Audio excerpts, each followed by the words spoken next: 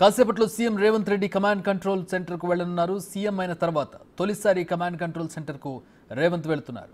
అధికారులు విధులు ఇతర అంశాలపై ఆయన సమీక్షిస్తారు. కమాండ్ సెంటర్లోని నార్కోటిక్స్ బ్యూరో పనితీరుపైన ఆరా తీసే అవకాశం ఉంది. కాంగ్రెస్ పాలనలో నార్కోటిక్స్ బ్యూరోకు ప్రత్యేక బడ్జెట్ కేటాయించారు రేవంత్.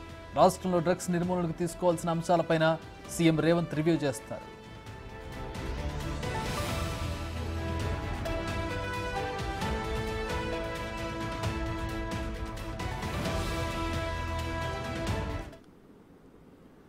ప్రతినిధి సురేష్ జాయిన్ అవుతూ ఉన్నారు. రేవంత్ కమాండ్ కంట్రోల్ సెంటర్ సందర్శనకు సంబంధించి ఎట్లా ఉండబోతుంది షెడ్యూల్, ఏ విషయాల మీద ప్రధానంగా దృష్టి కేంద్రీకరించబోతున్నారు కమాండ్ కంట్రోల్ సెంటర్కి వెళ్ళిన తర్వాత? మరికొద్దిసేపట్లోనే CM Revanth Reddy Banjara Hills road number 12లో ఉన్నటువంటి కమాండ్ కంట్రోల్కి రాబోతున్నారు. ఇక్కడ అన్ని ఏర్పాట్లు కూడా పోలీసులు చేయడం జరిగింది. అయితే ఈ కమాండ్ కంట్రోల్లోనే హైదరాబాద్ కమిషనరేట్తో పాటు వివిధ విభాగాలకు చెందిన ఆఫీసులు కూడా ఇందులో ఉన్నాయి. నార్కోటిక్ విభాగానికి సంబంధించి ప్రత్యేక సెల్ కూడా ఇక్కడే ఉంది. సైబర్ సెక్యూరిటీ బ్యూరోకి సంబంధించిన సెల్ కూడా ఇక్కడే ఏర్పాటు చేయడం జరిగింది. ఇక్కడ కమాండ్ కంట్రోల్ నుంచి పూర్తిగా హైదరాబాదే కాకుండా తెలంగాణకు సంబంధించిన ఇంటిగ్రేటెడ్ కెమెరా సిస్టమ్కి సంబంధించి యూనిట్ కూడా ఇక్కడే ఉంది. కాబట్టి పూర్తిగా ఈ కమాండ్ కంట్రోల్ సీఎం అయిన తర్వాత తొలిసారిగా కమాండ్ కంట్రోల్కి సీఎం రేవంత్ రెడ్డి వస్తున్నారు. రేవంత్ రెడ్డికి సంబంధించి స్వాగతం పలకడానికి పోలీస్ అధికారులు, అదేవిధంగా ఇక్కడ ఉన్న నార్కోటిక్ బ్యూరో సంబంధించిన అధికారులు కూడా ఉన్నారు. అయితే మరికొద్దిసేపట్లోనే ఇక్కడ చేరుకొని నార్కోటిక్ బ్యూరోకి సంబంధించి ఒక రివ్యూ మీటింగ్ కూడా చేయబోతున్నట్టు తెలుస్తున్నారు. చీఫ్ సెక్రటరీ కూడా ఇక్కడికి చేరుకోవడం జరిగింది. అయితే ప్రత్యేకమైన బడ్జెట్ని సీఎం అయిన తర్వాత తెలంగాణలో డ్రగ్స్ మహమ్మారిని కూకటి వేళ్లతో పెకిలించాలని చెప్పేసి పోలీసులకి అన్ని అధికారాలు ఇవ్వడం జరిగింది. ఎంతటి వారైనా కూడా ఉపేక్షించేది లేదు. డ్రగ్స్కి సంబంధించి ఎవరినైనా అరెస్ట్ చేయడానికి ఫుల్ రైట్స్ పోలీసులకు ఇవ్వడం జరిగింది. ఖచ్చితంగా వాటిపై మంచి ఫలితాలే వస్తున్నాయి. కాంగ్రెస్ ప్రభుత్వం ఏర్పాటు అయినప్పటి నుంచి డ్రగ్కి సంబంధించి అన్ని ఎక్కడో చోట రోజు పట్టుబడుతూనే ఉన్నారు.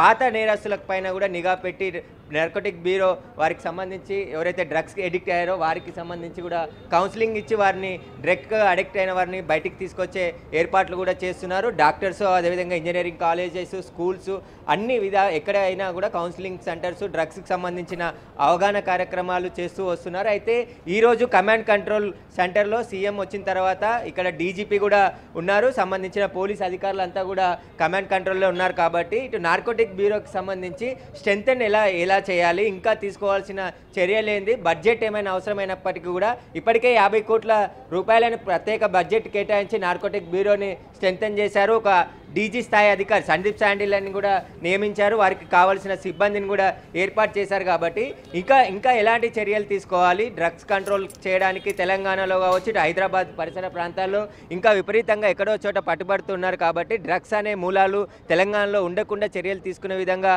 అధికారులతో రివ్యూ మీటింగ్ కూడా చేసిన తర్వాత ఒక మీటింగ్ చేసి తర్వాత ఇక్కడ నుంచి వెళ్ళిపోయే అవకాశం కనబడుతుంది. దాదాపు గంట నుంచి 2 గంటలు కమాండ్ కంట్రోల్లోనే సీఎం ఇక్కడ పరిశీలించిన తర్వాత అనంతరం మీటింగ్ తర్వాత ఇక్కడ నుంచి పోయే అవకాశం కనబడుతుంది. చక్రి,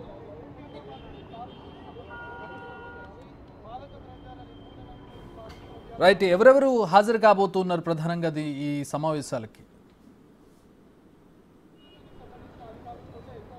మొదట ఈ కమాండ్ కంట్రోల్కి సంబంధించిన మొత్తం బిల్డింగ్ని పరిశీలిస్తారో. పరిశీలించిన తర్వాత తెలంగాణ డీజీపీ రవిగుప్తాతో పాటు హైదరాబాద్ కమిషనర్ కొత్తకోట శ్రీనివాస్ రెడ్డి ఇక్కడే ఉన్నారు. ఇంటెలిజెన్స్కి సంబంధించిన అధికారులతో పాటు ఇటు నార్కోటిక్ బ్యూరోకి సంబంధించి అధికారులు కూడా కమాండ్ కంట్రోల్లోనే ఉన్నారు. కాబట్టి వీరందరితో ఒక రివ్యూ మీటింగ్ కూడా ఏర్పాటు చేసి శాంతి భద్రతలకు సంబంధించి పోలీస్ విభాగానికి సంబంధించిన తీసుకోవాల్సిన చర్యలు, ఇంకా లా అండ్ ఆర్డర్ ఇష్యూస్ ఎక్కడ కూడా ఇబ్బంది లేకుండా పోలీస్ విభాగాలు ఎట్లా పనిచేయాలనే దానిపైన కూడా సమీక్ష నిర్వహిస్తున్నారు. దీనికి సంబంధించి హైదరాబాద్కి సంబంధించి జిహెచ్ఎంసీ అధికారులు కూడా కమాండ్ కంట్రోల్కి చేరుకున్నారు. అదేవిధంగా తెలంగాణ చీఫ్ సెక్రటరీ శాంతకుమారి కూడా ఇక్కడ చేరుకున్నారు. కాబట్టి కొన్ని నిర్ణయాలు కూడా తీసుకునే అవకాశం కనబడుతుంది. ఇటు పోలీస్ శాఖకు సంబంధించి కావచ్చు, అదేవిధంగా నార్కోటిక్ విభాగం, ఎందుకంటే సీఎం ప్రత్యేక దృష్టి పెట్టారు నార్కోటిక్ విభాగం మీద.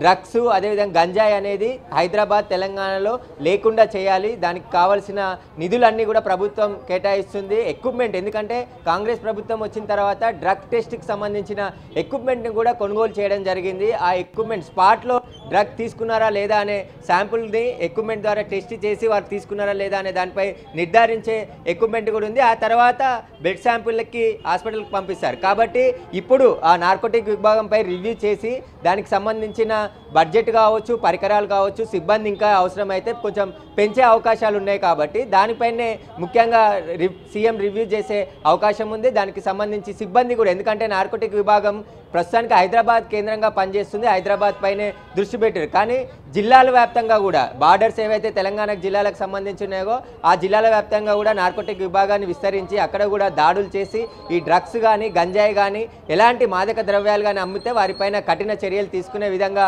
చర్యలు తీసుకోవాలని చెప్పేసి కూడా ఇప్పటికే స్పష్టమైన ఆదేశాలు ఉన్నాయి. కాబట్టి వాటికి సంబంధించిన మార్గదర్శకాలు కూడా చర్చించే అవకాశం కనబడుతుంది. Chakri. All right, thanks for the updates Suresh.